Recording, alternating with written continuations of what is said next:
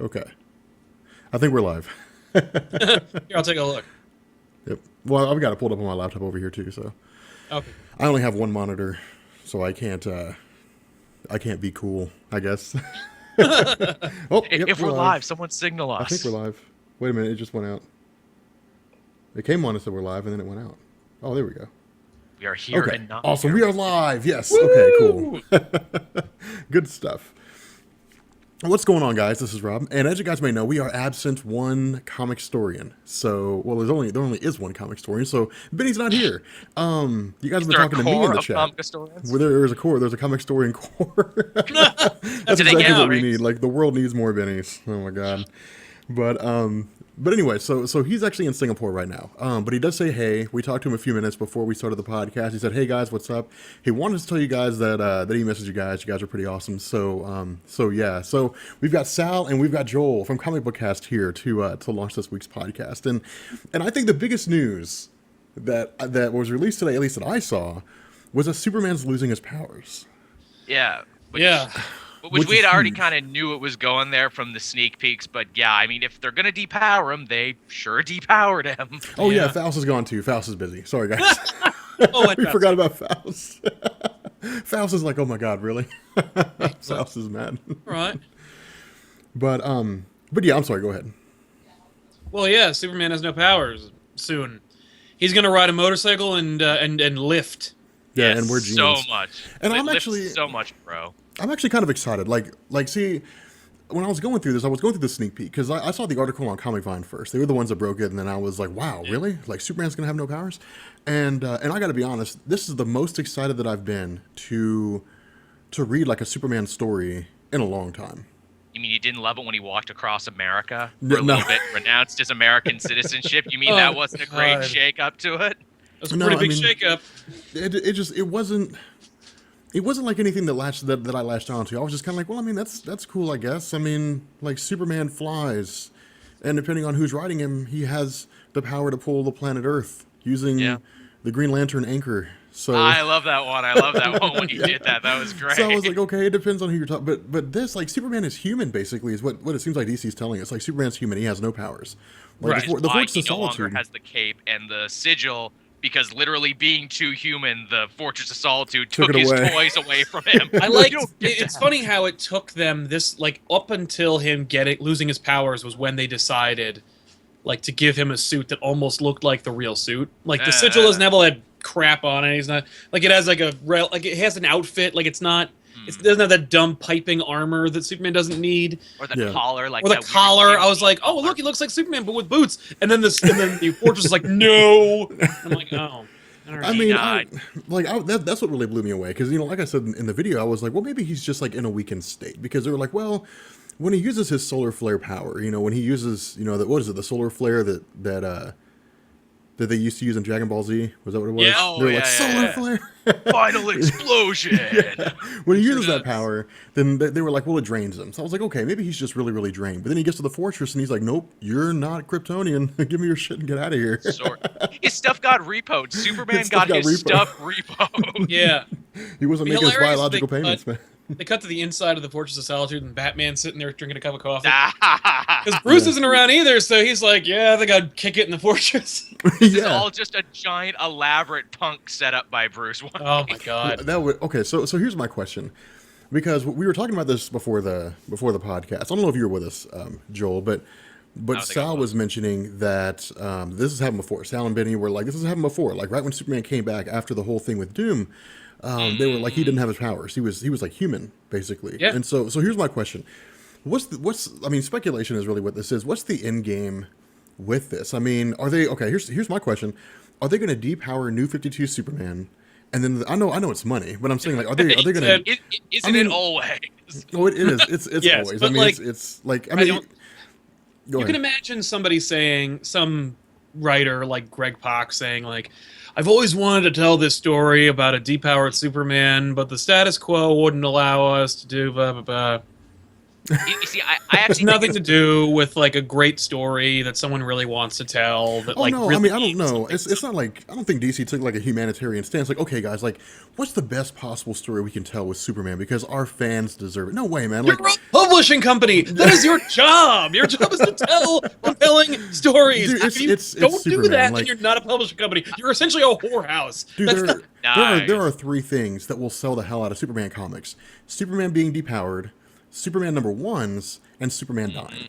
yeah. Like that will sell Superman comics, and so Boy. it makes sense. That has but- sold Superman comics. That doesn't. If you do that every other year, that doesn't sell Superman comics. That desensitizes your audience and makes them dumb. Okay, Starts to no, lose the like- flavor, doesn't it? you, It- you I mean, can't like- you can't look at the death of Superman and say that's a standard because it took what like 60 years, and they were like, you know what, like let's just kill Superman and see what happens. Yeah, well, that was a reaction to TV dictating what they do in the comics, which is an unheard of concept today. I know, Never, right? never would media movies and TV influence what they do in the comic books today. What an antiquated notion! And I think you hit the nail right on the head there, Sal. And in my own cynical way, I think that's what this is a reaction to. Is like, if you read the Divergence issue, their big thing was like, oh, people know who Superman is now. And they're mad when he destroys stuff and saves people. I'm like, oh, so kind of like in the movie. And they're like, yeah, and now he's been depowered, you know? And I'm like, are you guys going to depower him in the movie? Because it feels like DC from like the beginning of the New 52.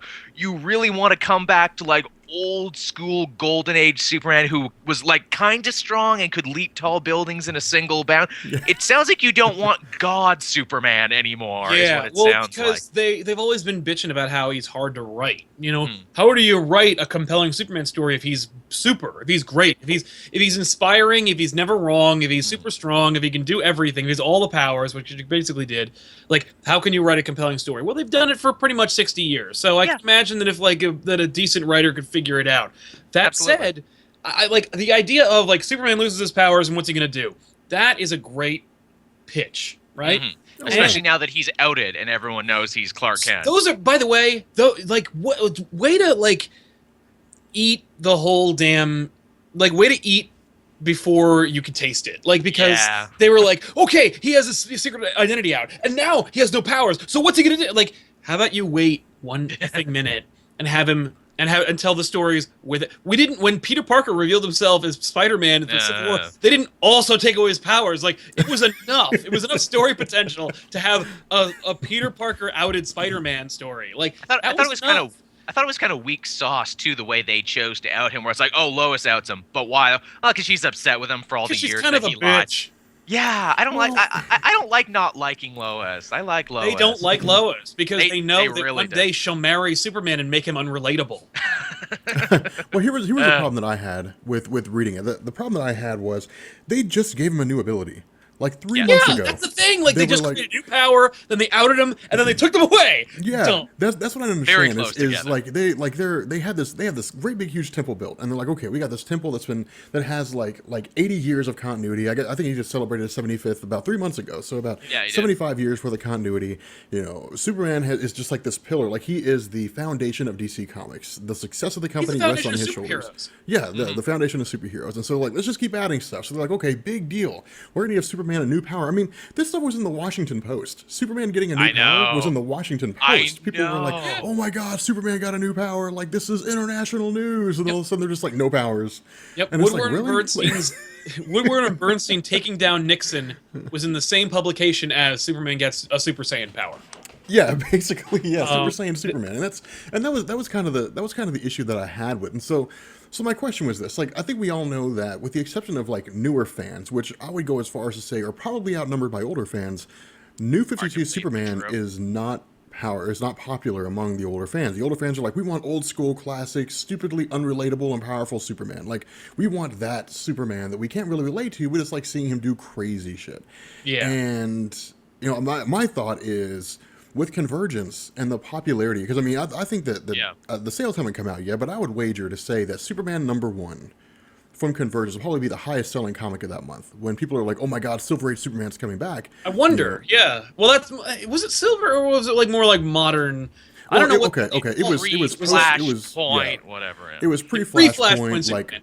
Okay, here's the deal. Like, from a non-consistent DC reader perspective, there's Crisis on Infinite Earths, and then there's Flashpoint. Like, Yes. that's how I view the DC continuity. So, like post-Crisis Superman, to me, is like Silver Age Superman. Because when I think Silver Age Superman, I think of how powerful was Superman right before Flashpoint. Like, that's my view of And Silver the funny thing Age is, Superman. like, pre-Crisis Superman can push the moon out of orbit. Yes. Post-Crisis Superman, like, they already depowered him. They already made him less godlike.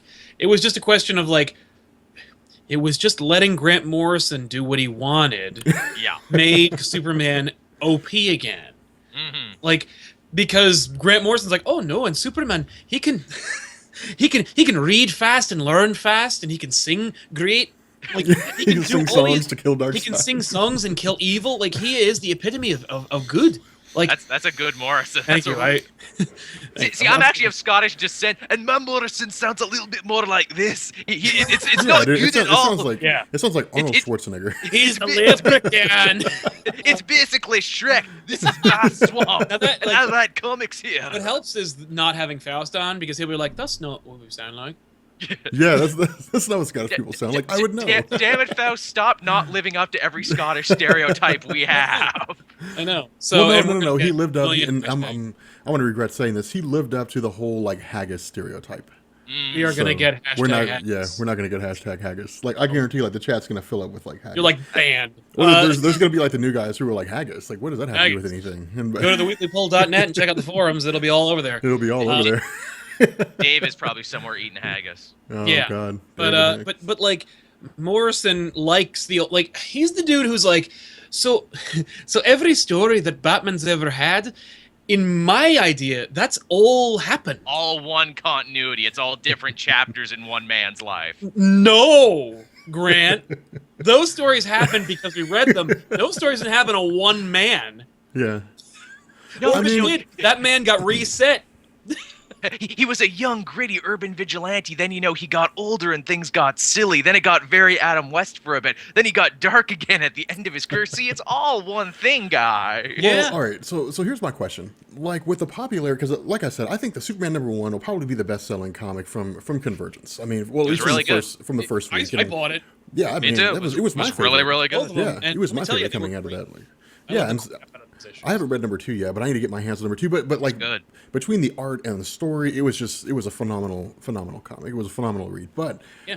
I think that it was kind of established there that a lot of fans are just like, okay, awesome, like pre-Flashpoint Superman. I would be willing to bet, like, I'd bet all the money in my pockets to all the money in your pockets that they're going to depower New 52 Superman, and they're going to give him his powers back, but it's going to be in a reduced capacity, and the pre-Flashpoint Superman is going to become Superman, like the standard I don't know about Superman. that. I don't think so. I think so Cake because it's toppers, popular man. side. Cake toppers. His popularity. Cake Okay, toppers. He's a cake topper, Rob. The plastic has been molded. He's a cake topper. He's candlesticks. He's towels. No. Beach Boss towels. Banks. DC has explicitly said the New 52 continuity will continue, but they Yeah. never said that New 52 Superman will stay Superman. He's gonna be Superman. No, he's okay. No let me. one's Okay, gonna no. buy All right, fine. Let me. LL, not Superman. Let me That's ask why you. we get Just Reign from of like the a Superman financial 2. standpoint. Just from a financial standpoint, what makes more sense? Producing Silver Age Superman stories, or I guess pre-Flashpoint Superman stories, or producing New 52 Superman stories? New 52 Superman stories. No, pre-Flashpoint Superman stories are going to make more money in that I don't continuity. know. I don't know if that's true. Why wouldn't it be true if you have more problem is pre-Flashpoint you- Superman fans than you do New 52 Superman fans? You are making a problem with like the problem that DC is going to face is don't give us the option. Yeah, Like, absolutely. you have Superman. He's a cake topper. He has this dumb red belt with no underwear. That like and a silly like Jim Lee collar. and a silly out of date tuxedo collar. But if I want to buy Superman, that's the Superman I have to buy. If you go like, yeah, we're gonna make him live on the moon, and we're gonna make him gay, and we're gonna do all these crazy things with him, but if you don't like that, you can always read the Superman that everyone's enjoyed for the last 75 years. Yeah. What a terrible idea, business-wise. No. Because it's Make them not like angry there's and not make a them lot. buy it. Yeah, Like- because it's not like there's not like a glut of great old Superman stories I can go buy and trade right now. Okay, if I okay, want. fine. Okay, then let's ask the chat. If you guys had to choose between new stories composed of the Silver Age or Pre-Flashpoint Superman and new stories of the New 52 Superman, which one would you buy? Just say like Pre-Flashpoint or New 52, just so that it's easier. Because I'm curious what the answer is to this. I would am too, wager actually. there's going to be more Pre-Flashpoint Superman Yeah, responses than I'm are going one to of be New them. 52. I'm just saying, like, the problem is, like, for me, the whole DC plan seemed exciting, and then it turns out, of course, not to be. And the reason I say that is because they were like, we're going to throw out the new 52 thing, and no continuity. And, like, listen, if you bought the crap out of these, like, weird... I mean, look at this, man. Look at this chat, man. Look at Pre-Flashpoint, Pre-Flashpoint, Pre-Flashpoint. It's a lot of new 52s, though. There's like 3 New 52s. Don't skew the numbers. Don't Sorry. skew I'm not even looking at the chat, so I'll just believe whatever you guys tell That's me. fair. But, like, here the problem that I had was they implied that they were going to be like, look, if you buy all these Convergence books, like, maybe there'll be like a book called Pre-Flashpoint. It'll be called something else, but it'll be called like Superman that like carries on from the continuity established in Convergence. That seemed to be what they were kind of backhandedly promising. Like, hey, maybe you'll get to read more of them, or maybe we'll work aspects of them. I mean, like, Marvel is going to do that. Like, Yeah. no question that Secret Wars, those tie-ins, which hopefully we'll get into in a little bit, is like, hey, if you buy A-Force will continue. Secret Wars will end, and A-Force will still be at like 40. Nobody's gonna buy A-Force. I'm buying the crap out of A-Force. I am Hey, too, actually. No, okay. I First of pulled all, this for like, review. The art looks read great. Lady Liberators, and that'll tell you what A-Force is gonna be like. A-Force looks Right. cool. It's written by G. Willowed Wilson, who's Yeah, it is. awesome. There you And go. I'm buying it just for the fact that she bitch slapped the hell out of that New was York an Post writer. amazing article. Such an That amazing- article was amazing. Just I'm not doubting the great. I'm Free not the doubting the hell sent. greatness. I'm not doubting the greatness at all. But like, Lady Liberators was an all-female superhero group that lasted for 1 issue of the Avengers, a single issue. What year? Don't worry about the year. Was it 84? It was something like that. You know, I It always was like it was to like bring up, Avengers number 87 or 82. And or nobody's something gonna like buy that because who gives a shit? Like that. Well, first of all, I'm sure there wasn't nearly. I'm sure the well, I can't speculate because I didn't read the damn thing. But you know what? Like, A-Force will sell. I hope it sells well. I would like to see that. It seems to have a lot of good buzz. I still weep for the loss of my favorite girl team that went away. Who remembers Fearless Defenders that ran for like a second with Cullen Bunn? Yes. That book was hilarious and That's cool. well written, and it got no love, and it ended on a cliffhanger. I'm just like, God damn it. You know what I'm looking forward to though, and this is kind of this is a little bit of a divergence, but Monica Rambeau, or not Monica Rambeau, the leader of Next Wave, whose name escapes me. I don't Red know hair, what her name is. English, cool. You're out nerding me. Oh God, I'm getting exposed on stream. Oh So my zero. God. Next Cool, Wave. Chad, help me out. But she should lead A-Force. But she's in Marvel Zombies, which is Bruh. going to be awesome anyway, as long as she doesn't freaking die.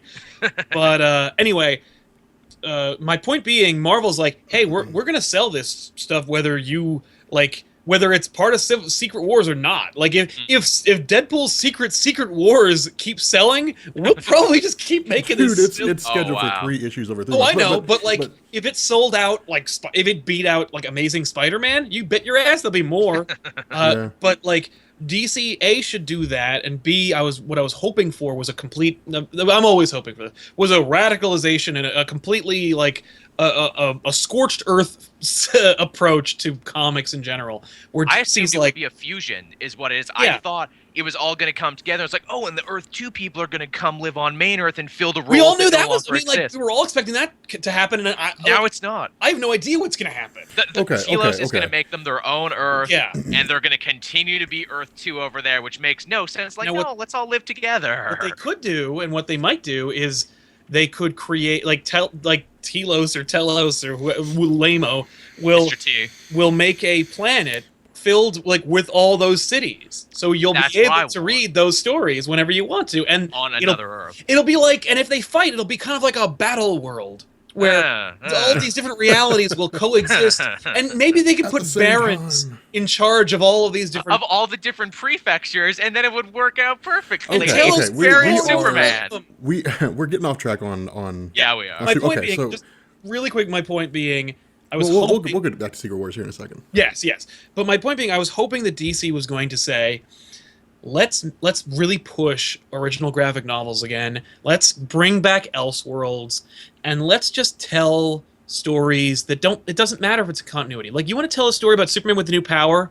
If you have a damn good pitch that's like 6 to 12 issues, write it, draw it, and put it the f out. Yeah. If you have a great story about Superman being outed in the media by Lois Lane, that's a damn good pitch. Yeah. And if you have a 12-issue story, put it out side by side with your Superman like getting a new power. And then you got another story where it's Superman with no powers. That's another damn good pitch. And the art, by the way, for that book is solid. So put it the hell out. But make these original graphic novels or mini series that are outside of continuity. And just give us stories that are rad and cool that don't necessarily affect each other. Like, why does it all have to happen right now in one story with one character? Because we have a plan. We paid a lot of money for it. Because people Kate Topper. that's what people wrap their okay.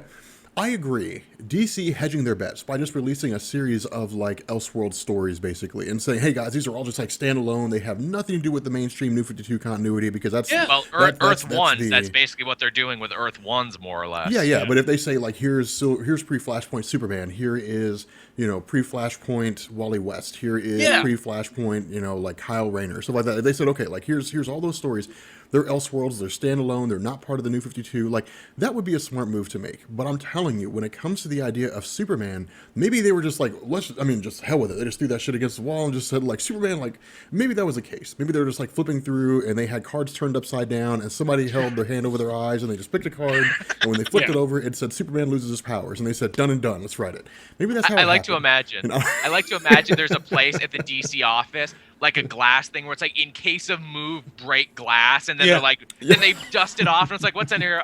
Superman loses his powers and gets outed in the media. Okay, we'll do that then. Let's do that. Just like take all of our Elseworlds books, like it's just a little piece of paper. Take all Elseworlds books, make dumb character, create Battle World out of them, have them all fight until we get back, until we're all moved in. Like until the Verizon guy comes in and hooks up the internet. And it's got like cigarette and coffee stains on it. Yeah. I think this was written by Wolfman. Maybe that'll happen. Maybe they've announced that they're not really going to do a continuity. I mean, and that's what confuses me. I don't understand how on one hand they said like they were going to throw away continuity. Well, I don't understand. Great. Okay, how on one hand do you say we're going to throw away continuity, and on the other hand say like the New 52 is the main continuity now? I mean, does that mean you're going to have like a series of ongoing stories with the New 52, and then you're going to have like just a series of like 2 or 3 issue stories with everything else? Yeah, I don't know. We're kind of seeing it. We're kind of seeing it with weird stuff where it's like, hey, Bizarro is going to get a comedy miniseries, and we're bringing Prez back for a miniseries, and Harley Quinn and Power Girl get to pal around for a bit, and Jimmy Palmiotti gets to write it basically like he never stopped. Right. But see, that's a problem. Like that's okay. Say what you want about Marvel failing to reboot their characters, and I guess we can kind of transition with Secret Wars here, but say what you want about Marvel like not rebooting their continuity. All right, with DC saying, okay, like this is the stopgap, with the exception of Batman and Green Lantern, because they've been selling so well, there's no need to change them. But they never stop. They never stop. They say like with everybody else, this is the number one. Like read issue number 0, and then start with Action Comics and Superman number 1, and that's all you need to know for Superman. All right, that's a cool idea. With Marvel, they never did that. But say what you want to. When somebody goes out and they buy Amazing Spider-Man issue number 600, then they say, okay, like his continuity's never changed. So I can go on to like Wikipedia, or I can go to Comics Explained, or I can go to Comic Book Cast, or I can go to Comic Pop or Comic Storian, and I can just like catch up on the entire history of Spider-Man in like 6 videos and be done, and then know what's going on when I read this story. Like that is good production. That is good character, and everybody wins across the board. Everybody wins across the board. Marvel needed to make sure that their graphic novel selection was A, super available, and C, obvious. Like you need to have like you can't like Spider-Man is a great example of like Marvel not knowing how to chronicle their previous stories. Like you can get Essential Amazing or something like that, like, but you can't get like Web of Spider-Man 1 through 6 in a collected volume. I mean, you could, because maybe it's part of a story, but it's only part of a story in as much as like you could probably, because I think Web of Spider-Man 1 is in the Black Costume Saga, which they haven't published since like 1994. So like what the hell, guys? Like just put the damn thing out. You really hit on something that's close to my heart there, Sal. And I feel bad about that when you see like Pirates Online doing a much better job of chronicling comics than the actual companies do. That's sad. It's frustrating as hell. ridiculous. Well, I mean, oh, go ahead. well, I when I did the giveaway, like I wanted to give somebody the Civil War omnibus. When I went on Amazon, they didn't have it, and so I was like, okay, like what do you want from? You can have anything else, and so they were like, well, I mean, something from Batman and Iron Man. So I got them what was it? I got them the Killing Joke, like the Long Halloween, like a whole bunch of the classic Batman stories. The Man Who Laughs, I think it was, or something like that. But Good one. Oh, but the problem with like all the omnibuses, or like all the collected works, is they're usually done by like writers, and so it's like, okay, guys, like here's like the entire run of like Frank Miller's Daredevil. It's like, okay, like that's a good choice. But Or what if I only want to read the story arc where like Bullseye kills Elektra? Well, you got to pay $100 for the whole thing anyway. So sorry about your luck. Like, it's like, well, shit. Like I don't want to buy like 100 issues of comics. I just want to buy like 3 or 4 comics. Like, well, sorry about your luck. Like, If only there was a Netflix model. If only there was a Netflix model. And that would be the great idea. But to me, it kind of makes sense too, because you have to ask the question: if Marvel sat down, and it would be a massive undertaking if they sat down and they said, "Okay, guys, like we're going to organize like Spider-Man's continuity. So we're going to say, okay, like here is like Spider-Man Year 1. So this is going to be like the time like Amazing Fantasy number 15, all the way up until hell, I don't know, like Superior and beyond. Yeah. I mean, like what would be a good stopping point for Spider-Man Year 1? Like when he first fights the Scorpion, like you could say Spider-Man Year 1, I guess, or something like that, you know. But pick some good stopping point. You're gonna run into having like 500 collected offerings for Spider-Man. Oh no, you're right. it's gonna be nuts. It's a lot of effort. Like, but also it's gonna be rough. But see, here's a question though, and this is why I really agree with your point, Sal. If you knew you could get onto Amazon and you could buy like a series of Spider-Man comics. So say, for example, you could buy the Spider-Man tie-ins for Civil War. Yeah. And just the Spider-Man tie-ins for Civil War. So you could just basically see, because the cool thing about the Spider-Man tie-ins in Civil War is that you could just jump from one Spider-Man comic to the next and not be lost. I think they actually did that. Like, that's one thing I think they actually did. Okay. Because at that point they'd been collecting like Straczynski's run in volumes. So it's like you could actually get just the Spider-Man Civil War tie-ins. But if you wanted like Spider-Man's tie-ins with, I'm trying to think of like an older crossover that doesn't like that like earlier than Civil War, and the only one I'm thinking of is the Inferno crossover. Oh god, yeah, okay, yeah, Inferno's a damn good choice because it's 1990s crossover. So yes, okay, Inferno. Yeah, yes. You can't get like if you that. do, you're only getting like the McFarlane edition. So you're getting books drawn by McFarlane, and you're getting like one snapshot of like what happened in Inferno, where you're reading a story about Chance stealing gambling winnings, and then the next issue, a taxi cab turns into a demon.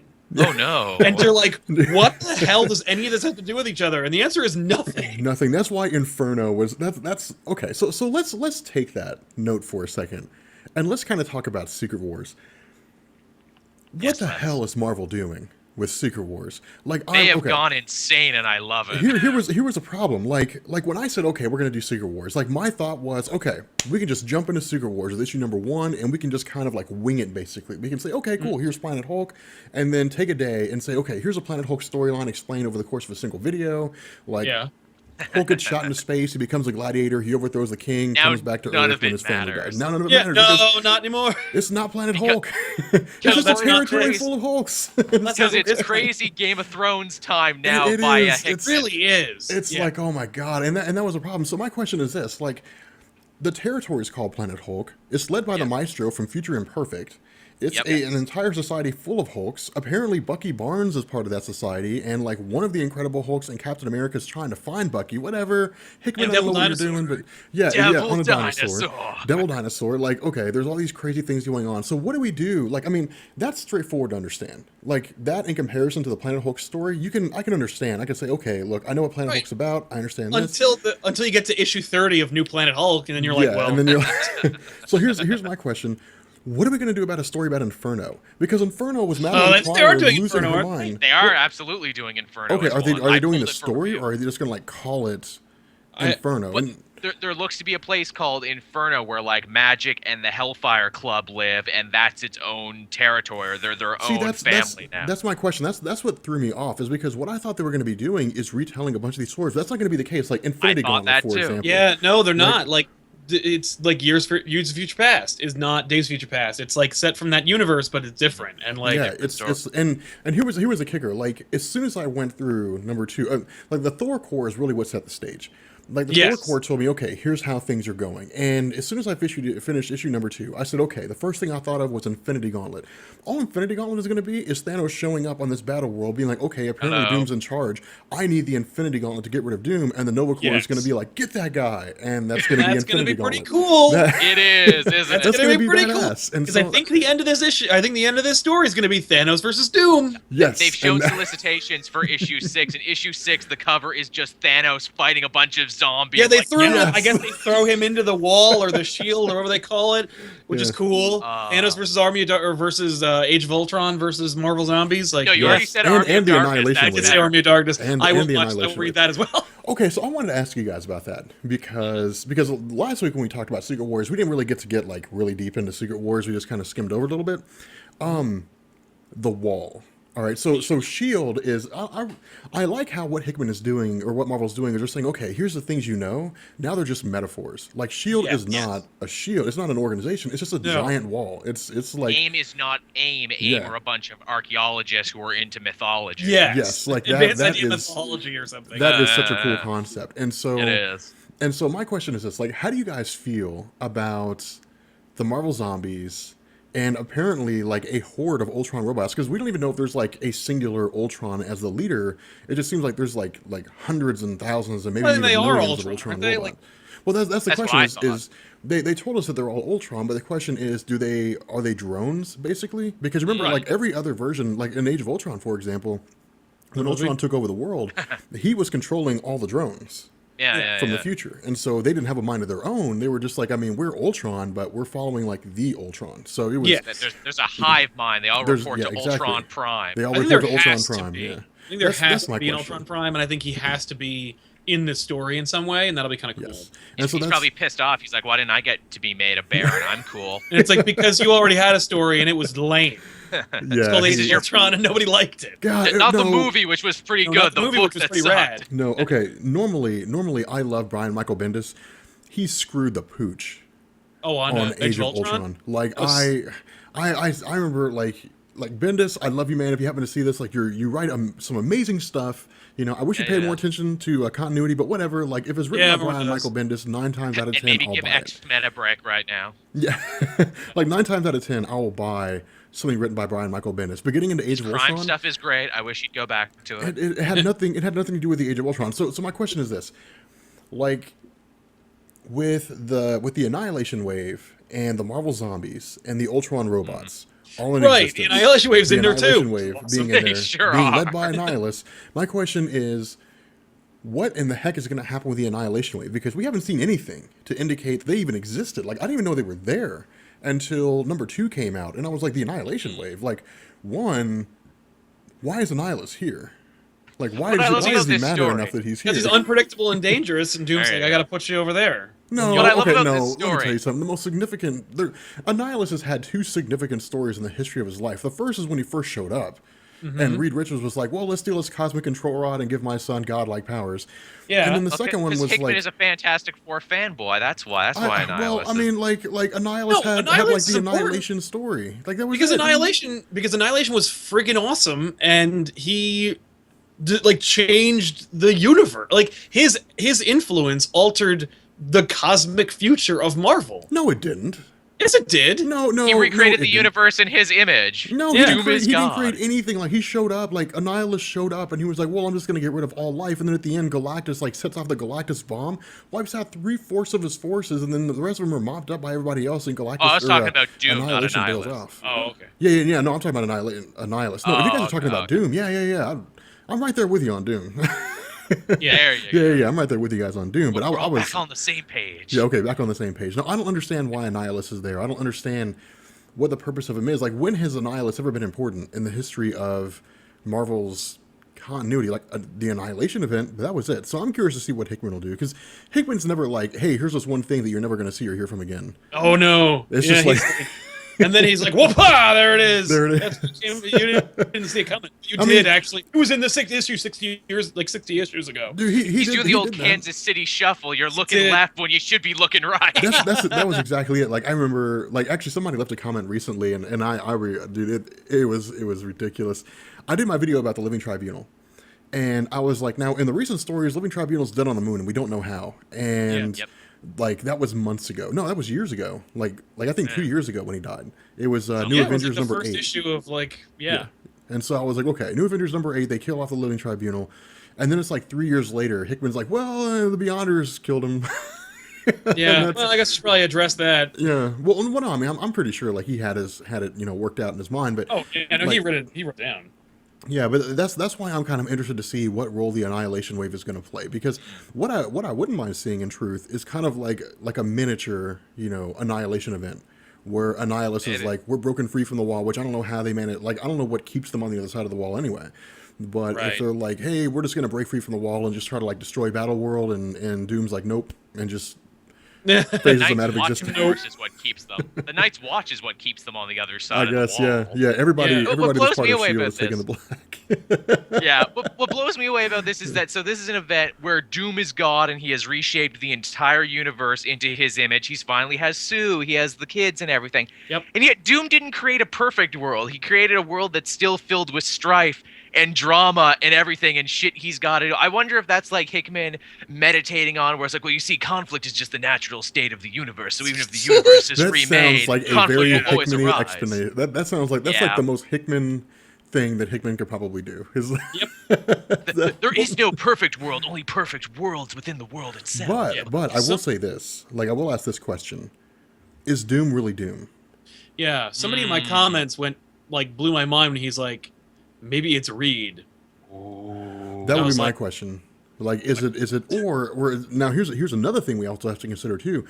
There is one person missing from the equation that's been presented to us in Secret Wars so far, and a very important person at that. When the universes came to an end, Doom was with 2 other people. The first was Doctor Strange, and the third was Molecule Man. And so the question is, where's Owen Reese? Molecule Man is nowhere. So here's my thought. I think Doctor Doom and Molecule Man have like merged into a single person, which is what gives Doom his crazy, godlike powers. Because remember, Molecule Man was saying like for every one of me that you kill, I'm going to become more and more insane. Right. Because it was weird. Like it's Hickman. It's like a photocopy of a photocopy. Yes, Hickman, if you happen to see this, we need to sit down and talk, Home Slice. I need to understand what was going through your mind with Molecule Man. We need to pick your brain. We need to pick your brain with the whole Molecule Man thing. But no, so I think that as Molecule Man progressed, he basically lost his mind. And Doom was like, you're coming with me. And he merged them into a single being, and now they're the god, which would explain, 1, how he made Battleworld, 2, how he survived against the Beyonders, because we're assuming that he did, and the Beyonders are probably gone, or if not, they serve the purpose of the One Above All now, most likely. And then 3, like everything that's currently going on right now. But man, I'm gonna tell you this. I have never, since maybe like the Age of Apocalypse, been so immersed in a single story from Marvel. Like it's maybe Civil War. Like it's nuts. What I love about this, and I was talking about this with me and our co-op review, which you can see on the weekly pulling on our own channel, pluggy plug. When we went into it, me and him were so sure when we dug into it. It's like, man, we know exactly what's going on here, man. We've known for weeks. We're smart marks. We know what's going on. Yep. And then after issue 2, I was like, I have no freaking clue what's going on. I'm like, anything could happen now. I don't know. The rule books have been thrown out. The rule books have been thrown away. That's what it is, man. Like that's why I'm so excited about this, because what Hickman and Marvel established with issue number 2 is the old rules don't apply. Like like all we have is the handful of characters that we've seen, and we have no earthly clue who else has survived, because we know who the territories belong to, but we don't know who's going to be in them. Like we don't know who all. Like we know that when the realities ended, in Secret Wars #1 that Reed was quite literally just snatching up people left and right. It was like, Yep. anybody who's Yep. alive, let's just grab them and get the hell out of here. Yeah. Preferably anyone who has a movie that we need to Anybody promote. that has a movie coming up. Yeah. Spider-Man 2017, whoop whoop. But Black Panther, you're in this. Come on. Yeah, you too. Miss no, Marvel, like, you it's- bet you can come. which, by the way, I'm so excited to see Spider-Man's movie in the MCU. Like July 28th, Yeah, 2017. Yes. But Mark it on your calendar. yes, Yeah. mark Who it did on he your bump, by calendars. the way? Who was it? I think who did he move? Everybody, like everybody. No, I know, after, but like who had that one? I don't remember who had that. That was one Thor specifically. Ragnarok, I think. Oh, okay. Well, Like that's Thor that's Ragnarok fine. and everybody else just got moved. Yeah, back whatever. over. Yeah. Thor can wait. Spider-Man has come Dude, home. nobody's gonna complain. It's not like Yeah, people are like, "Oh nobody's my like, god, no!" Like, no, After Thor Thor: The Ragnarok. how Dark could you World, move no that? one's like, wait a minute, what happens with Thor? The favorite son is home, everyone, and we're throwing him a massive party, okay? Yeah, no, like when Marvel came out and they said, "Hey guys, like we're coming out with a Spider-Man movie, so we got to move everything back one date." It's not like comic book fans are just like, "No." Yeah, no one was like, No! wait, that means the Inhumans movie will be pushed back a year. I'm sure there were like 3 Inhumans fans that did. Both of them were probably really upset, and I'm sure that, Marvel Hey, will send them a customary gift basket filled with, No old prizes. Inhumans, No prizes. like pilots from like cartoon shows that never came to be. Hey, you know what? I'm actually one of the. I quite enjoy Souls' new Inhuman run. It's funny, every time I'm on here, they're like, Joel, why do you let Rob and Sal get away with trashing the Inhumans so much? And I'm like, well, because I'm a guest on their show for one. No, I'll tell you dude, what, if I read that- Man, if you love the Inhumans, man, say something, dude. Like, we'll get into some debates about the Inhumans, because I'm gonna tell you right Well, now, see, man, like- the Inhumans ain't nothing. Like, the Well, it's Inhumans like, were here's the cool, man, thing. but they're not. It's like, here's the thing. I stuck with the Bendis X-Men for way longer than I should have. Yeah. And it really started to blow. So it was a breath of fresh air when it's like, hey, it's the Inhumans. They do all the stuff the X-Men used to do That's that exactly you like. it, man. Like, I was doing a Q&A. I was doing the Comics and Coffee Q&A. And people were like, what do you think about the current run of, like, Inhuman, like, the Uncanny Yeah. Inhumans? I said, let me tell you guys something. I was like, what you're seeing right now with the Inhumans was the X-Men, like, 30 years ago. Like, that's When what it was like, good. Back when it was Yeah. good. Like, everything's popping off. New characters are coming out left and right. Marvel's like, you know what? They're If we all can't get... fun and relatable. Yeah, Marvel's like, if we can't get the X-Men rights back in the film form, then you know what? Screw Fox. Like, we're just going to pigeonhole them. We're going to trash their comics. I'm and so then we're I just gonna make the I Inhumans want to laugh. see I want to see them get the rights back. Like And then have to undo everything. just to they see have the mad scramble, a la the Spider-Man movie, where they were like, "Oh, we got the oh, well then everything else got to go." Like, I can because I love the bet hedging that is the Inhumans being the last one, the Yeah. last movie in the list, Yeah. just in case Case. Apocalypse doesn't work out, just in case nobody Yeah. wants to watch a movie about the new mutants. We'll leave the door open a crack, everyone. Yeah. You can come to us. You know no, our number. no, Black Bolt, hold the door. Yeah, That way, just in case, Just hold it. just in case you're holding it for Wolverine, then boot. Get the hell out of here, Black Bolt, with your stupid lockjaw dog and your crappy-haired wife. You could go, you and Carmack and No Eyes and Sky. No Karnak, eyes. who just came back to life just recently, and he Just- came back yeah. to life in an awesome fashion. Yeah, And and you I know don't- I why he don't came know back to why they- life? Because he's one of 4 Inhumans I can name. Yep, exactly. That's exactly like Gorgon, the guy with And the horse the guy hooves. who played, yeah, and plus that one that Michael Dorn voiced on the crappy '90s Fantastic Four cartoon show, the one who stepped and he cracked open the earth. That guy sucks too. They're all. I read that in Humans But #0. Miss Marvel Wow, is great, though. Miss Marvel's fun, though, and she's an Inhuman, and the new Inhumans she's are only an fun. Inhuman because of that movie. Like, if she would have been a mutant if there were Yeah. X-Men. Yeah. That is Actually, exactly what would have You happened. hear the hot new rumor around the campfire now for post-Secret Wars, what they're going to do to further pigeonhole the X-Men. Yeah. The talk is where it's like, well, all those Terrigen bombs keep going off, and we know that mutants don't do well with Terrigen mist, so Oh, you God, guys are should they gonna- probably go out. You guys should probably go out to space is what you should do. Yeah. And Cyclops is already out there with his dad, so he'll help you out. You can form Utopia too on another Yeah. planet that's not With the Earth. Get the Starjammers. hell out, seriously. I okay. can imagine being an X-Men fan and being really unhappy right now. Oh yeah, dude, I can guarantee X-Men fans are pissed. But here's the problem. If Fox said, okay guys, look, like we thought X-Men Apocalypse was going to be good, but we screwed it up because because we couldn't do the Celestials, we couldn't do any of the stuff that made Apocalypse awesome, so he's basically like a blue mutant with crazy powers and no one cared. So they're like, here's the rights back. Yeah. And so then the answer to that equation, you know how you square that circle? you say like Phase 4 is the X-Men universe, like X Factor, X Force, Generation X, all that stuff, and then you like cross your fingers and pray to God that Marvel doesn't screw it up. Marvel won't screw it up. Here's a question. Here's a question that I have, like for the both of you, which is because like X-Men was in a bad place, and I'm surprised that Marvel didn't get the rights back after Last Stand. Was just like, what the hell? Yeah. But like 4 little words made everyone okay with the X-Men being in the hands of Fox, which was the announcement of Days of Future Past. Like they were like Days of Future Past. That's all they had to do. Hashtag Days of Future Past. Finally doing it. And everyone's like, okay, I'm in. Yeah. What? But you only get to play that card once is the thing. You can only play Days of Future Past. No, you can keep doing it. Nope. You can do Days of Future Present and hope Fox doesn't screw it up. Oh, no one's gonna watch it. No, I'm not gonna watch. They could, but if let's say Marvel gets the rights back, and like Kevin Feige plays mum like he usually does when this stuff happens, like when they got Spider-Man back, or when there were those emails that came out where there was like they were making deals, and they were like, Feige, what's going on? He's like, well, you know, we're really happy with Black Panther and Captain Marvel. That man's I hated, face, man. Like, that guy's I hated that. Like, but he was just like but you knew he's like, no, and he was doing work over here while he was distracting you. No, trust me, Black Panther's gonna be awesome, but I also have this big announcement right here that you can't see off camera. It's gonna be awesome. He had the Christmas presents. He's like, and don't you kids go digging in that closet. Yeah, because let me tell you, it'll ruin the day. That was it, man. Like I expected him and so I'll let you finish here in a second, but I was expecting him like when the emails came out. I was expecting people to be like, all right, Kevin, like, what do you know about Spider-Man? I was expecting them to be like, oh, we got that shit. Like, that is a lockdown. If you want some Spider-Man, I got some Spider-Man in my coat right here. Yeah.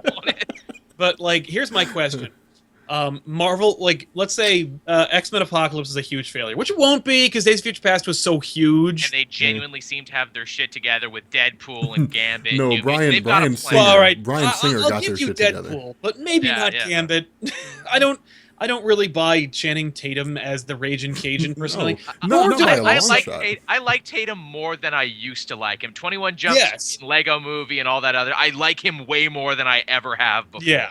But that said, I don't see him as. I mean, like, but then again, like, I bought the miniseries Gambit from the night. I was not a big fan. No, dude, not a chance. There's no way. I do love that Gambit-centric episode of the X-Men animated series with the Thieves Guild. And that was good. Yes. But that was good. You steal the tithe. You steal the tithe. Is he Bobby now? Dude, Bobby, what you done? But I get Wolverine to water is what I do. My question my mama say Magneto's a bad man. Now that's a crossover. X-Men X Waterboy. Oh my god. But my question is, Marvel gets the X-Men franchise back. Everything fails. They're like, just a real quick, quiet deal that Feige does, like he does. Quiet my ass. Anyway, what's the hashtag X-Men story they do to prove that everything's going to be fine? My guess is Phoenix Saga. Yes. Or hashtag Dark Phoenix or something. That. Okay. Oh god, no. See, because Guardians of the Galaxy will be in it. Yeah. It's got to be something that can cross over with the Mutant Massacre. Mutant Massacre, maybe, yeah. Mutant Massacre would be a great one because think about it. The Mutant Massacre, they can reboot Apocalypse because they can say, well, like when this is like, dude, because remember in the Mutant Massacre, it was like one scene and Apocalypse was like you, like Morlock, like you are now my horseman of. I can't remember if she was Pestilence, but whatever she was, he was like, you're my new horseman. And so she's like, all right, whatever, cool. And I mean, and also think about it. Thor showed up in the Mutant Massacre. You've got the X-Force, you got X Factor, you've got X Factor, you've got the X-Men, and you've got Generation X. You've got the regular X-Men, which was the Storm-led team at the time before Cyclops came back. Yeah. I mean, you've got the full gambit of X-Men characters. Pun intended. And they can, no pun intended. Yeah, you can pick and choose who you want to throw in there. I was sitting on this one, but V. Turling said what I was like. The next one was just hashtag AVX. Yeah, see, he beat me too because I was going to say they could do Avengers. They could do that movie, but they could have it not suck like the comic. They could actually. Yeah, that'd be cool good. if it wouldn't. Okay, so everybody in the chat, if you guys can think of one story that would be awesome to have the X-Men crossover into the Marvel Cinematic Universe with, to establish what a would that Marvel, story with? an Yes. MCU X-Men universe. it has to be designed to establish the X-Men exist. So we can't jump full bore into like Black Vortex. Like, Right? No, No. they could Nor probably should adapt Black Vortex. That's more like a Guardians of the Yeah. Galaxy Yeah, it 3 with some X-Men cameos in it. Yeah. Which people forget. The X-Men spend a lot of time in space. They go to That's why space. Oh, them God. getting their own planet doesn't really bother me so much. I didn't even think about this. Somebody said Onslaught. Yeah. Onslaught Onslaught would would be a be good one. funny. Onslaught would be awesome. A But lot. then of we'd all have fun. to talk about Onslaught on our channels to be like, hey, here's a story that was cool, but kind of hasn't aged well.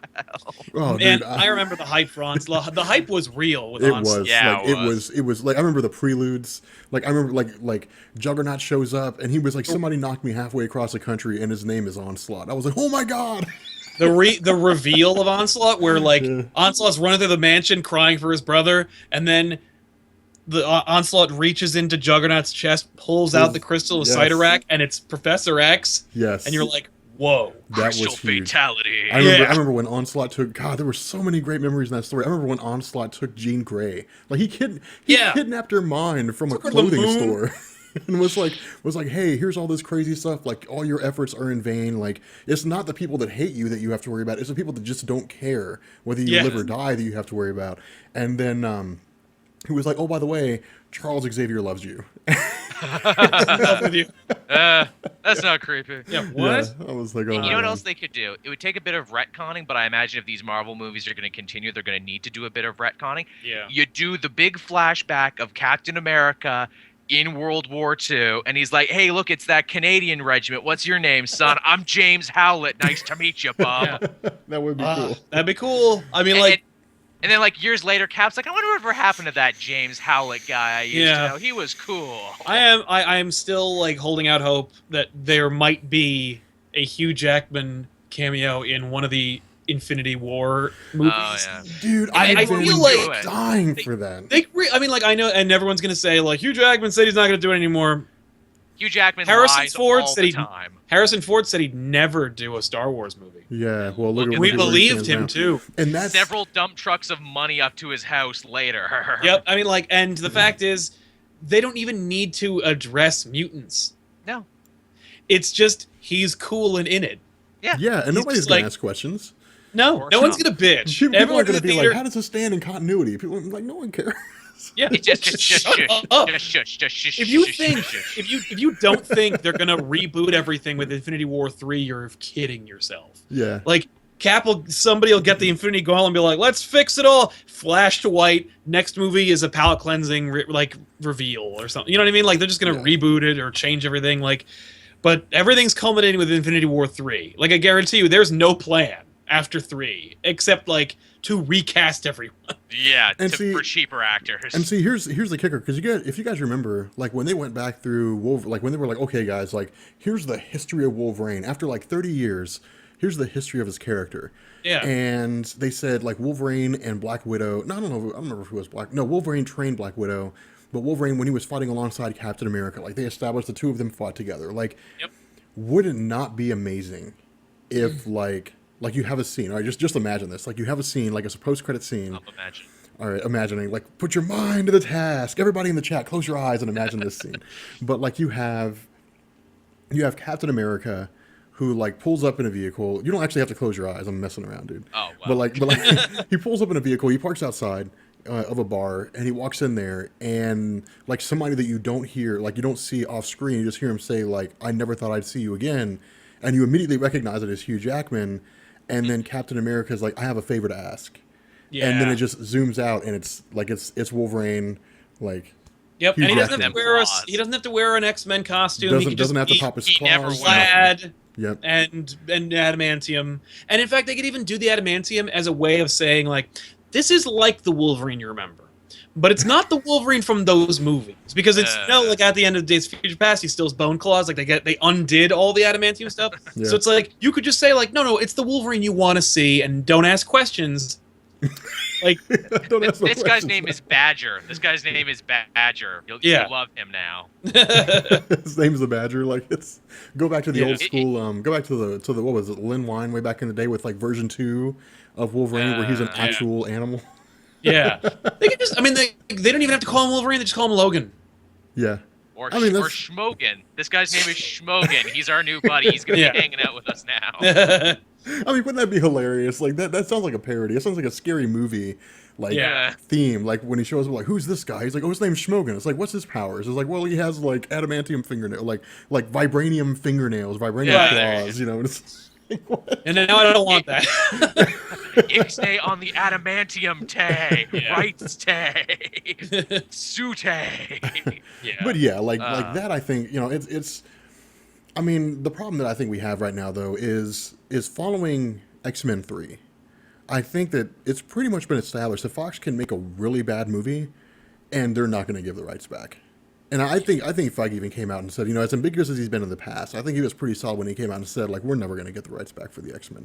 They're going to need some corporate warfare on that. They're going to need to like hire dudes to break into their offices at night. Which Marvel Disney has a lot of money, and they probably know where to find the people who break into offices at Marvel night. Gate. That's what we need is like a Marvel Gate. Oh jeez, just some guy from across the street. It's like, yeah, I see a bunch of lights going on over there at the Fox building. I don't know. It's Forrest Gump. Forrest Gump. I see a bunch of lights at the Fox building.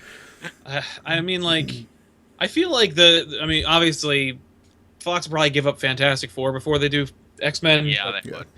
But like, anyway, the peace offering. I think that would be the peace. It's like, look, you can have the 4 back, okay? all right, so nobody cared about Fan Four Stick. You can have your you can have your stupid scientist characters. Good Fan luck. Four Stick. Good You have your I would love to stupid see what you family would do back. with them. Like, I mean, well, truth be told, man, like I would not so much the Fantastic Four because nobody really matters except for Reed Richards, but I wouldn't mind seeing the Fantastic Four in the Marvel Cinematic Universe. But here's the deal: because right now Marvel shares their rights for Franklin Richards with Fox. Yeah.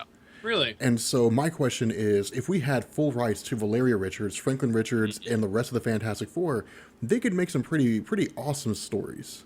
Especially with Valeria being as smart as Reed and Doctor Doom. Like, that'd be pretty cool. I've said 100 times over, it's the villains that we really want from the Yes, we Fantastic want Yeah, I Galactus. want Doom. We want Doom, Super Skrull, everyone else. Super and that's how Skrull. that's how you could do it too. It could be like, the Avengers are like, man, this Galactus guy is gonna come and destroy Earth. What do we do? Well, I know this Dr. Reed Richards, who's an expert on stuff like that. Let's go talk to him in his big building. Right. You've never noticed the big building that looks kind of like Stark Tower, but it's got a 4 on it? Yeah, like it's been. Oh, you mean that place across the street? Yeah. I know. The guy who beat out the guy who beat out the lease on the building that I wanted to be Stark Tower. Yeah. That's how you do it. It's like, oh, that Reed Richards, I hate him so much. He thinks He's a little smarter than me, and he has way better toys. Damn it! And he has a beautiful family. And like the thing is that they've already gone to space by the time you check in. They already have their powers, but they've been hiding it because they're not ready to come out yet. Yeah. And Tony Stark's like, is that a giant rock guy you have in your living room? That Right. his name What? is Ben. Like, what are you talking He's- about? Like, I don't see anything there. Now that would be That's a cool. I would statue. love to just see That's a statue. a big Ben Grimm fighting with like the Marvel pantheon. Dude, him fighting the Hulk. That's the fight Yes, everyone that would be wants. so Ben cool. versus Hulk. Yeah. That would And be we so got cool. Hulk versus Hulkbuster. Now the only place to go. Yes, is Hulk versus Ben. Thing, or Hulk versus Red Hulk, which I Yes, actually that's think that what I was thinking. Like, And that's Thunderbolt coming. Ross. Like, that's coming because Thunderbolt Ross is going to be in Civil War, so it's only a matter Oh, of is he? time. I didn't know he was going to be in. Dude, they're. Oh, yeah. Man, That's okay, the thing now. here's my concern about Civil War before we start wrapping things up. You mean Avengers 2.5? Avengers Nah. 2.5. The problem with Age with of more Ultron. characters than Age of Ultron. Yes, Yeah, more! The problem with Age of Ultron is they had so much going on Yeah, they did. that it seemed very hard to keep track. It felt like Spider-Man 3. Like, there was so much I wouldn't happening say it was so that fast. bad, but No, it wasn't that bad. I'm saying it felt like it. I'm not saying it was.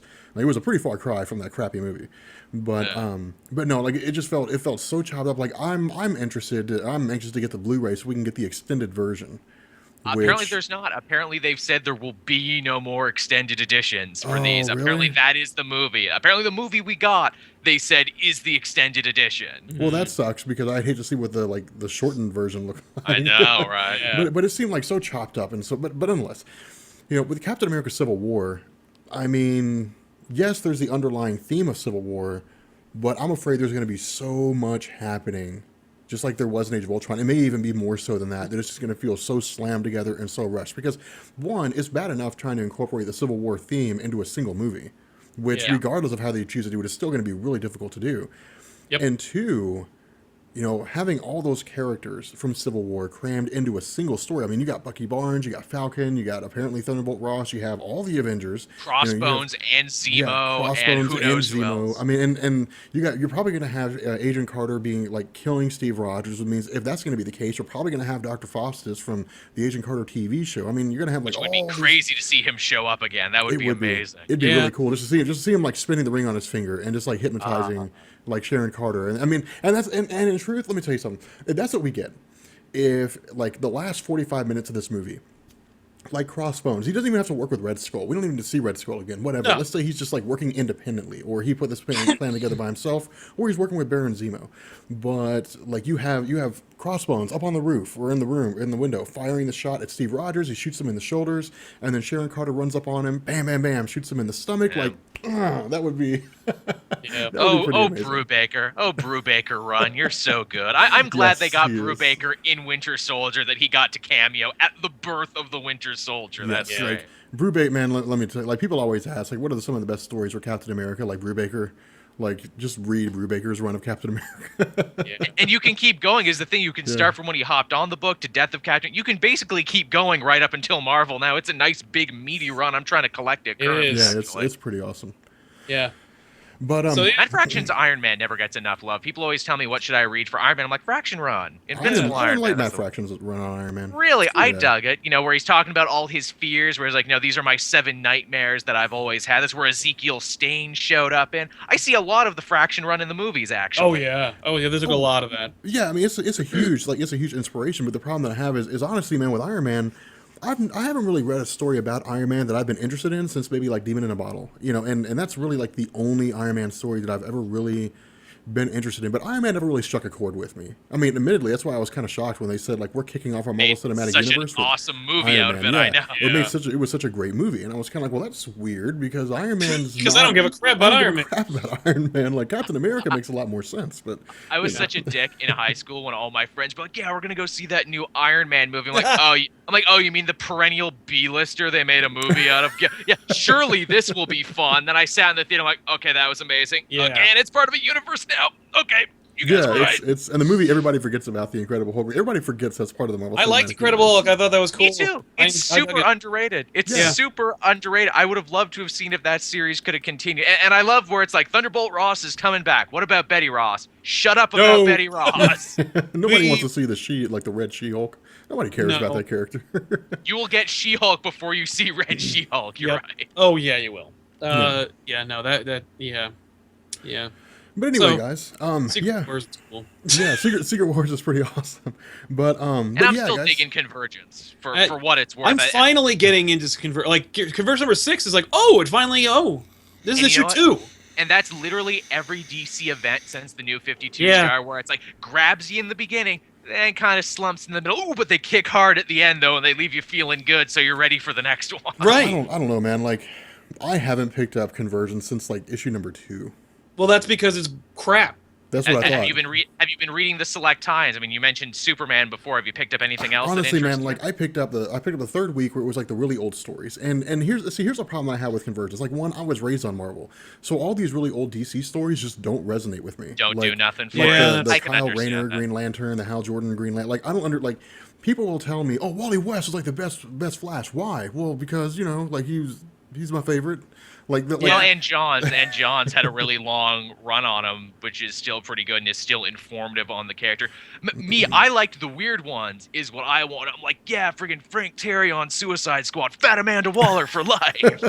Yes, I agree with Fat Amanda Waller. I'm sad that they the New 52. One of the worst decisions they made was like, let's make her hot.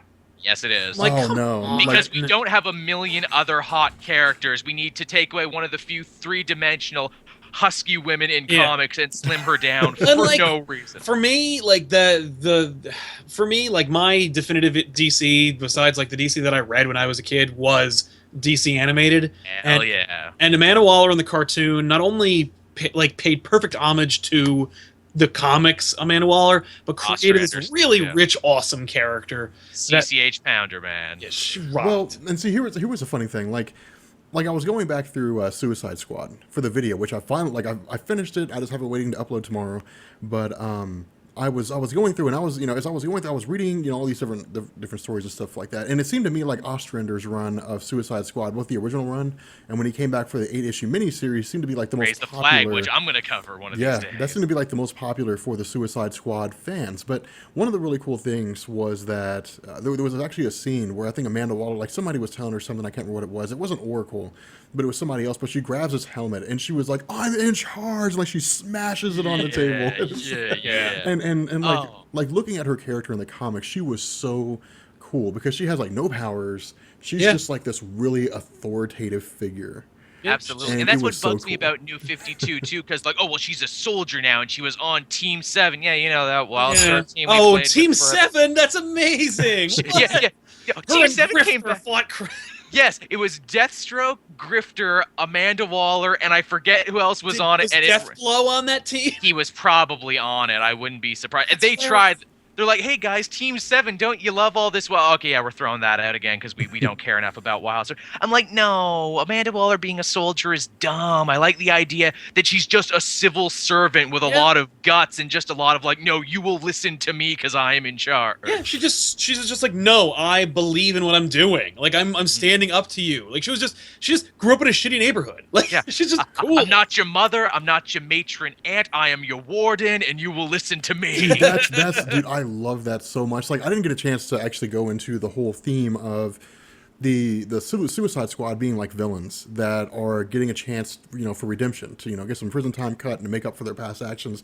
It was Yeah. literally like one line, like, and they were villains, and then I just moved on to the next thing. They But don't focus on the prison aspect of New 52 Suicide Squad That's- either, I which is noticed lame that. because in an era of Orange is the New Black, I mean, you can't tell me that you can't make an awesome prison series True. out of this. That- And that's we what mentioned really interested me. Ostrander earlier. I checked out Ostrander on Twitter. He's only got like 400 followers on Twitter. Is that not the Bizarre. weird? Everyone go follow John Ostrander Yeah, go right check now. out Tell John him we sent Ostrander. you. Well, that sounds like he's just Matter of about the fact. size for the weekly pull to do that. Ah, Which I mean that would actually be a pretty cool response to do an interview with John Ostrander, but no, like it was his Star Wars Legacy shit is off the hook too. Oh, see, I never read that. Like Oh, it's good. It's real Ostrander. good. Yeah. By the way, Wolverine fought with Deathblow. Man, Team Death 7. God, let's talk about some Blow some more there. So, in like the third time they tried to retcon Deathstroke's origin Mhm. in the New 52, they're like, well, you see, he was war buddies with Deathblow and they fought together, and that's why their names are the same. And Deathblow was the guy who shot him in the eye. I'm like, I thought it was his wife who shot him in the Yeah. eye. Shut up, Shut it's different up. now. We have like 5 different Origins for him. Deathstrokes. Yeah. And then when they bring him back again for Convergence, it's like, yeah, it's Deathblow versus crappy hook-handed Aquaman from the 90s that everyone hated, but who's getting his own Convergence tie-in anyway. Yeah, because you're welcome, nostalgia. That just blows my... I'm like, this wasn't good nostalgia. We all agreed No. this was bad. Yeah, they might as well have done like an Electric Blue Superman like Convergence title. Yeah. I mean, they brought back like crappy like Tana Moon, whatever the crappy name of that TV station that he worked for, Superboy, with his tactile telekinesis, which he couldn't help but mention every time They he used it. They did Matrix, and the writer made Matrix into a comedy with Ambush Bug. He's like, look, no one's going to take Matrix seriously anymore. I'm not even going to try. Give me Electropolis characters, and I am going to write it as a comedy. Yeah. And he did. I didn't And- even read it, but I heard it was awesome. I liked the homage cover where like Mm. they drew her where they drew every woman in 1994, where they have an ass here and their boobs Yep. are here, but they're all in the same place. That was spectacular. I'm like, wow, they really swung for the Oh, fences. comic book musculature. Because they went to because like I looked up that artist, the cover artist for Supergirl Matrix, for Convergence Supergirl Matrix #1. Great artist. Oh, yeah. And like brought down to the level of the 90s to draw Yeah. like that crap. And I'm like, that's awesome. Way to go. What I love, too, is they did like a Plastic Man and the Freedom Fighters book. Where it's like, Yeah. we can't decide if we want Freedom Fighters or Plastic Man. We'll put them together. Yeah, we can't justify selling 2 books because we know that they're not going to. But maybe both fans will come in and buy 1 issue. Did you know they actually set up Eel O'Brien in the New 52 in Forever Evil with an origin story of him being a criminal, and then they did nothing with him after that. I remember I remember his cameo, and then like not doing anything. They're And like, I remember not seeing him again. It was that, and it was Doom Patrol, I think, in the same issue, and like, we're gonna start new series with these guys, we promise. Yep. Nah. Flash forward years later, that was a bad idea. We shouldn't have teased it if we weren't gonna do anything. Yeah. Did they ever do anything with Ted Cord, with Cord Industries and everything for Forever Evil? No, he showed up and he was young, and then we never saw him. I know. I know. Ironically, Ted Cord is getting more play in all these other Convergence books as different versions of himself. See, I have no clue what you guys are talking about right now. That's Blue Beetle, man. That's CC Man, the Ted Cord. My favorite, one of my favorite visuals of Blue Beetle is some wizard artist, some artist who submitted art to Wizard Magazine for the drawing board, did a mashup of the Justice League and some Marvel characters and made like Spider Beetle or Blue Spider or something like that, and it looked. I was like, this is a good costume. Like, this kid knew how to draw like a cool merging of characters. I was like, man, I don't know why, I just really like that. And then of course like Jaime Reyes came along later and was basically, hey, here's Blue Beetle by way of Spider-Man. Yeah. Man, poor Jaime. They just continue to try and bury Jaime. Jaime and Static are in some like burned out basement together where they're like, one day, man, one day they'll respect. Have a reckoning. I keep saying, that's your team. Static, Blue Beetle. Get like Calderon for Young Justice because he's got a fan base. You bring Miss Martian back, that's your team, and you call them the new Young Justice, and there you go. Yeah, that'd be pretty pimp. Yep. That's your new team. I mean, come on, Marvel's kicking your ass with all new, all different Avengers. You mean you can't tell me that you don't have an all new, all different team that you can put together? They should just call it like like all new Teen Titans. Although they have that, already. But yeah, Young Justice would be the. I don't think they have anything called Young Justice, do they? Nope. Yeah. Manchester Black put together a new team of young heroes he's calling the Elite, which has like Guardian and like friggin' Wally West is on that team. Oh, cool. Too. They should bring back Crime Buster and put him on the team. They really should. I'm like, when you actually go out and get Guardian for your team. Yeah, then you know you failed already. God damn. I was so excited when I'm like, yeah, Manchester Black's back. They made a great movie out of him. Yeah, they did. And then he's in the comic, and it's like, wow, you're transparently evil, and the Titans are too dumb to realize you're transparently evil. Yeah, it's weak. Yep. And it's also one of those characters where I hate it when characters say their names. He's like, oh, I'm Manchester Black, and I'm only 22 years old. I'm like, get the hell out, you're only 22 years old. No, you are not. You're supposed to be like in your late 30s and miserably cynical. And Wonder Girl, it's like, and you're only 17, but I think you can join my team. I'm like, get out, she's only 17. Mm-hmm. Now they have no idea. Okay. They have no idea how to draw that age. Okay. No guys, one should ever say their names in comics. No. Yeah, what a mistake. All right, so I think we're gonna wrap this episode up. So, bye. No, let's never stop. Let's just keep doing this. Let's just keep doing this. Let's just talk for hours and hours and hours and hours. Let's just throw out obscure DC references while Rob looks at his computer. No. Like I was looking at the chat. I was looking. But anyway, guys. So yeah. I'm terrible at any of these things. Somebody else in this. I'm terrible at any of these things. Well, hey guys, thanks so much for watching another edition of the Weekly Poll. This has been Rob from Comics Explained, Joel from Comic Book Cast, and me, Sal from Comic Pop on Benny the Comic Historian's channel.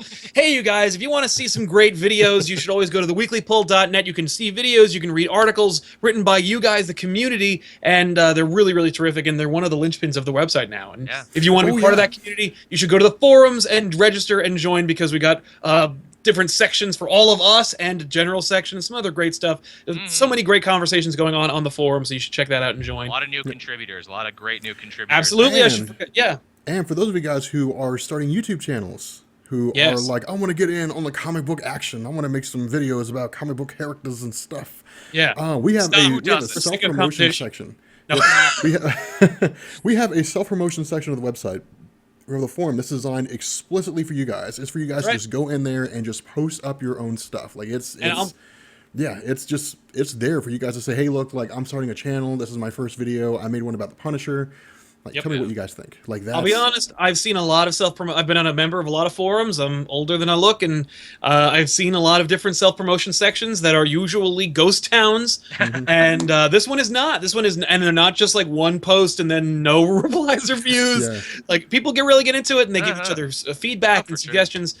And members of our community also pop in and say hey and give you guys some feedback as well. So it's definitely a great place to promote yourself. Speaking of self-promotion, should we tell everyone what they can expect from us? We got to, right? Yeah, I guess. I mean, you know, if that's how you guys are going to be, you guys are just going to, you know, just throw your bodies out there and just say, hey, Yeah. like.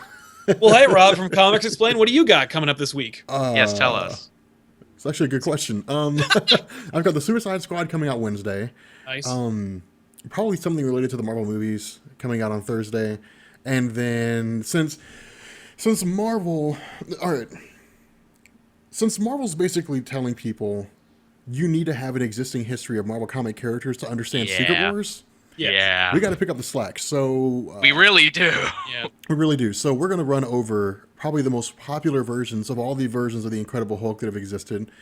Probably the most There's a popular lot. version. There's so many. There's like 30 or 40 of like the most Mr. popular Fix-It, ones. Devil Hulk. Yeah, like Maestro, and there's the one from God, what was it? Which one was it? There was a Hulk from Days of Future Past that actually got killed by the Sentinels. There was God. By the way, Maestro is going to be a major player in the Marvel Universe post. Yes, Yes, they've said, like- and they keep building up to him because they've built up to it in the new Hulk run by Duggan with Doctrine, which is a great run actually, and you should all read it if you like Hulk. It's super fun. Well, Cool. it makes sense too because the Maestro is such a really cool character and Yeah. perfect. Like he's a really cool. He villain. could be a villain in one of the movies. I know I said that last time I was on, but I could see the Avengers fighting the Maestro. I mean, unless he's just gonna like appear from out of time. I don't know how they write that in, but That's absolutely how There's they a do time it. gem now. You could totally do time travel now. just they'll be like, hey guys, like in 50 years, the planet wipes itself of life using nuclear bombs, and so there's like this one city left, and it's led by the Incredible Hulk, who's an asshole. And sorry, Bruce, you become a real dick in the You future. become a real so- dick in the future. Like you grab like, girls from the city and stuff. But no, Oh, no, But yeah, not so me. there's all the versions of the Incredible, or the most prominent versions of the Incredible Hulk, the most prominent versions of Thor, because we have the Thor core. And Marvel's just like, know. hey, there's like an old man, like an old Thor from the future who might be Odin, he might not be. Like in my video, I was like, this is Odin. We're just gonna call him Odin Thor for the hell of You it. can talk about the But- wonders of Thunderstrike and how Yes, everyone should Eric, love I and am not. remember Okay, Thunderstrike. He's a major player in Infinity Gauntlet. You gotta address I him. already did the Infinity Gauntlet, and I was like, this isn't actually Thor. This is like one of Thor's coworkers who gets his powers. Like, who stole his costume? Stole his Like, costume. who He raided gets his his own costume and closet. it's lame. yeah, and he gets like thunder. What is it? He gets what is this? Is this hammer called Thunderstrike? I don't remember off the top of my head. I think he's called Thunderstrike. Yeah, I know and he's his called. I hammer's thought he was called. Derp. I don't remember. Yeah, I don't remember what his hammer's Derpity called. The real McDerp point, is- the real other Thor is, as we all know, unequivocally, Beta Ray Bill.